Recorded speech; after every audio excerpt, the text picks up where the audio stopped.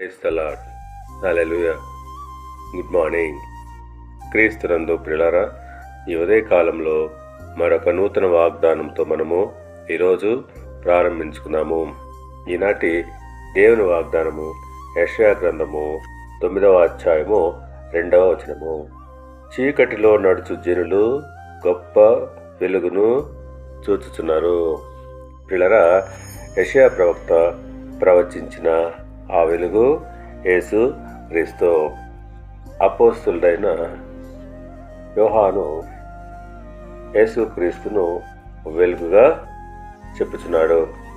అవును, యోహాను సువార్త 1వ అధ్యాయము 9వ వచనం ప్రకారంగా నిజమైన వెలుగు ఉండెను, అది లోకంలోనికి వచ్చుచు ప్రతి మనుష్యుని వెలిగించుచున్నది.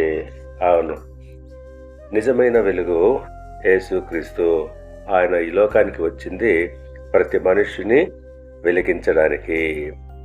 అవును, అందును బట్టి ప్రభు అంటున్నాడు, నేను లోకమునకు వెలుగును, నన్ను వెంబడించువాడు చీకటిలో నడవక జీవపు వెలుగు కలిగి ఉండునని వారితో చెప్పారు. అవును, నిజమే.